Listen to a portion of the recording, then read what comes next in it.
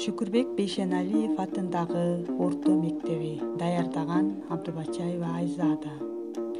Бүгүнкү класстык саатыбыздын темасы Тоголок молдого 160 жыл. Сабагыбыздын максаты билим берүүчүлүк. Тоголок молдонун өмүрү чыгармачылыгы жөнүндө түшүнүк берүү. Өнүктүрүүчүлүк. Окуучулардын чыгармачылыкка, акыл эс жөндөмдүүлүгүнө багыт берүү, руханий дүйнөсүн байытууга баа берүүгө калыптандыруу. 3. Тарбия берүүчүлүк. Балдарды патриоттуулук сезимге тарбиялоо, акын менен сыймыктанууга, ырларын барктап окуп үйрөнүүгө тарбиялоо. Улуу демократ акын, агартуучу, манасчы, фольклорист болгон. Ал 1860 жылы Нарын областындагы Куртка айылында туулуп, элге өзүнүн таалим, тарбия, насаат ырлары менен белгилүү болгон.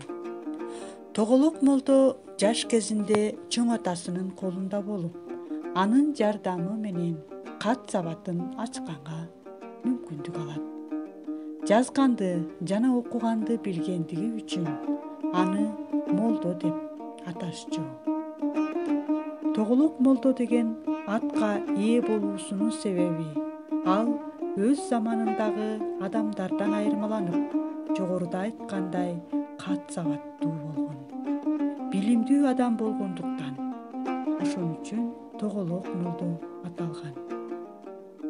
Тоголок молдонун чыгармачылыгына 1935 жылдан баштап көңүл бөлүнө баштайт. Буга Максим Горкийдин жаш адабияттын өкүлдөрүнө өзүңөрдүн акындарыңарга айрыкча көңүл бургула деген кайрылуусу себеп болгон. Тоголок молдо ырларында таалим тарбияга көп көңүл бурган. Ал чыгармаларында адамдарды ынтымактуу, кайрымдуу, кечиримдүү болууга, акыл менен таразалап иш кылууга үндөйт. Табиятынан зээндүү Тоголок молдо инсан катары калыптанышы үчүн жаштайынан көп аракет кылып, көп изденген. Билимине адеби жарашып, эл журтка кызмат кылуудан тартынган эмес. Өмүрүн агартуучулук менен чыгармачылыкка арнаган окутуучу, жеке чыгармаларында дидактикалык жанрга да басым жасаган. Жаш муунду тарбиялаш үчүн тарбиялык мааниси бар чыгармаларды калыбына келтире жазган.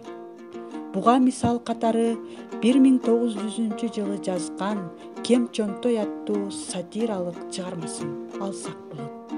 Кем-Чонтойдун образы аркылуу адам баласынын терс сапаттарын, эси жоктукту, ала көөдөндүктү, оройлукту, кырстыкты ашкерелеген. Манасчылыкка жол. Чоң атасынын бир тууганы Музооке өз заманындагы белгилүү адам эле. Төкмө өнөрүнүн чебери жана комузда кол ойноткон залкар комузчу саналган. Тоголок молдонун чыгармачылыгынын калыптанышына ошол адамдын түздөн-түз таасири тийип, чыгармачыл пайдубалынын түптөлүшүнө зор салым кошту. Бирок ал дагы Байымбетти асырап алгандан 4 жыл өтүп каза болот. Жетимдиктин айынан алардын үй бүлөсү жокчулуктун каарын тартып, Теңир тоонун койнунан Сары Өзөн чүйгө көчүп келишет. Кат тааныган Байымбет жергиликтүү балдарга арабча үйрөтөт. Ушул өрөөндө жашап жүргөндө ал казак-кыргыздардын белгилүү төкмөлөрү менен жолугушуп, алардан таалим тарбия алат. Белгилүү жомокчу Тыныбекке жолугуп, манас айтууга катуу кызыгат.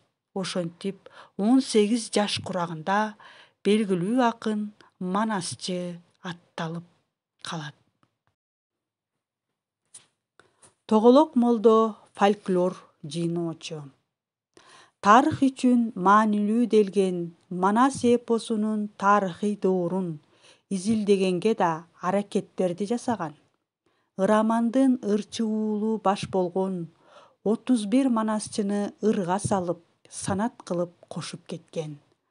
Баса белгилей кетүүчү нерсе Байымбет Абдрахман уулу кыргыз фольклористикасынан нар жүгүндөй мурас калтырган.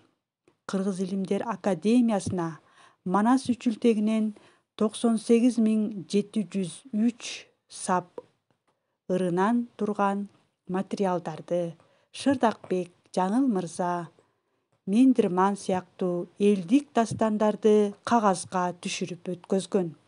Мындан сырткары эл аралап жүрүп, кыргыздын тарыхын, санжырасын эл оозунан чогулткан.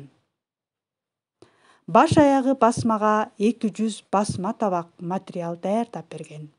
Тоголок молдонун вариантында башка манасчыларда кездешпеген Манастын ашы деген бөлүм бар. Тыныбектин окуучусу болгондуктан Сагынбай Орозбаков экөөнүн варианттары окшош. Билим алуудагы дилгирлиги. Тоголок молдонун башка импровизаторлордон айырмачылыгы араб графикасында жаза билип, перс, араб, түрк элдеринин адабий мурастарын өз алдынча окуп, өзүнүн руханий дүйнөсүнө сиңире алгандыгында болгон. Демек ал өтө сабаттуу, билимдүү адам болгон десек жаңылбаган болобуз. Ал Низами, Навои, Хафиз, Абайдын чыгармалары менен тааныш болчу. Ислам аалымдарынын чыгармаларынан да жан дүйнөсүнө азык алган. Ал тээ бала кезинен билимге умтулуп, айылдык молдодон окуп жазганды үйрөндү. Кийин атасы эрте дүйнө салып, жетимдикти да башынан кечирген.